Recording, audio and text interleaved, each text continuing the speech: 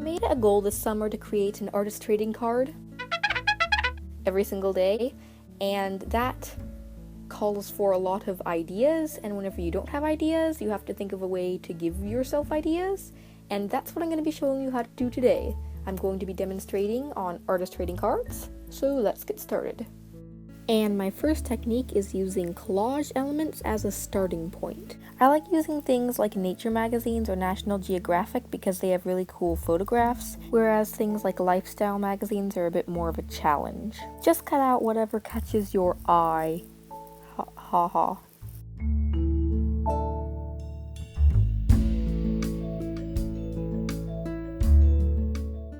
Arrange and glue them on your paper, and then just paint or draw whatever comes to mind.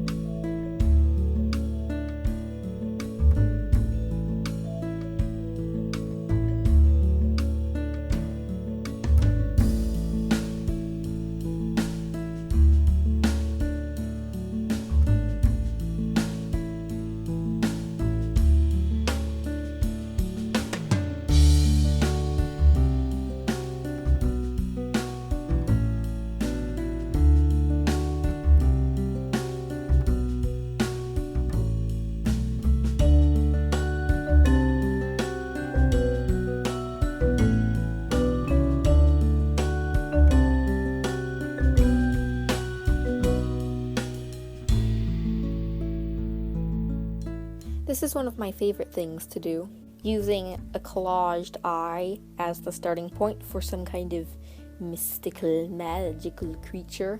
When I do this, I usually start by drawing around the collaged element and then paint it or color in or whatever afterwards, but for this one, I didn't use any drawing, I just did paint as you saw, and then this one, I also used paint, I used gouache, and they may look friendly, but beware, for their cuteness is a lie. If they find you, they will pull you back to their rocks and eat you for supper. Blah. It's a fun way to spark your imagination, and you can make it as elaborate or as simple as you want.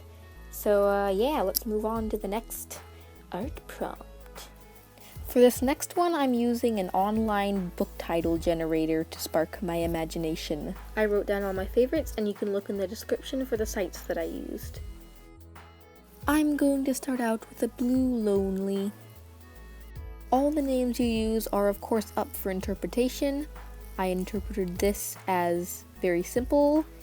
The card can't be too busy or else that would defeat the loneliness.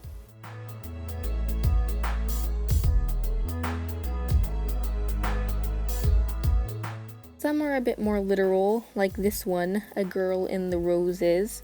And I want to talk about the different name generators or title generators. So one of the ones I use, you just press a button and a random title is generated, and the other one is kind of like a Mad Lib because you put in your own words, and I like that one because you can put in things that you think would actually be fun to draw, and then those things will be rearranged into different titles, and that's what I did for this one.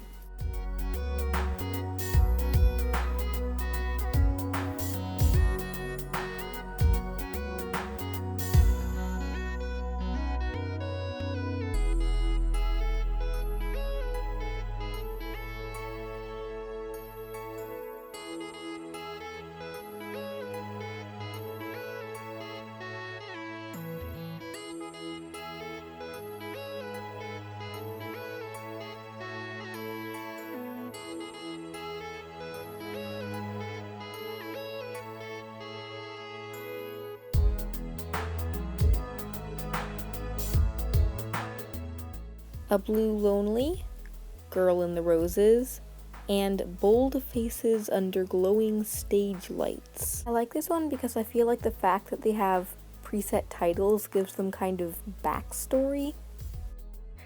This one actually started with paint splats from a previous project, and I was like, hey, I could turn this into bold faces around glowing stage lights, which is a great segue for the next art prompt. Watercolor, splat, and doodle art. I talked about this in another video, I made a whole video on it, but I wanted to mention it here again in this video.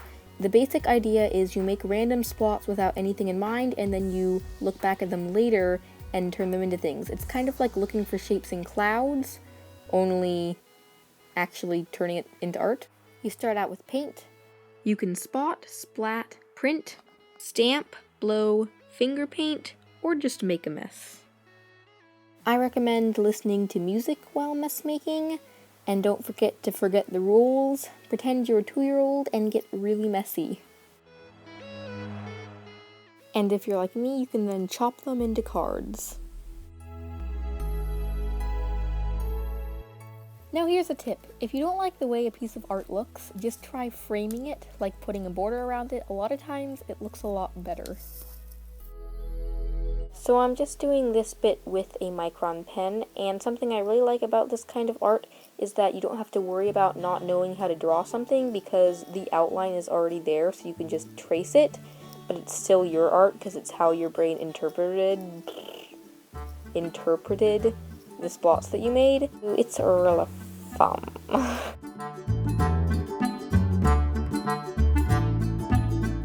This one I did with a dip pen. This one I did with a micron pen. And then this one, instead of starting with color and then adding ink, I did the ink first and then put color over it. I used gouache. I've been doing this last one for a while, and I usually do them on larger pieces of paper, which I think I like doing a little bit more than the smaller cards. And this is also how I do most of my ink drawings, which is something I've been getting into lately, so if you want to see videos on that, you can tell me in the comments below. Hello, and welcome to the end bit where I talk. If you don't like talking, you can click off now. If you've been following my channel, you probably noticed I haven't posted in like months. I've been having a problem where anytime I try to film a video, I find myself getting caught up in what I think would be cool for the video, as opposed to what I actually want to make. So from now on, I'm going to be filming what I make, as opposed to making things for my films. If that makes any sense. If not, you can still like this video if you want to see more art technique things kind of like this, because I have a lot more. Those were just a couple of my favorites, and hopefully I'll see you again soon. Ta-ta! A gold cup, a question mark, a mermaid, a lizard thing, a who knows, a green dog, a blood red tree stump, melting ice cream, an ocean, a fish, a bird, a fancy lady, an owl.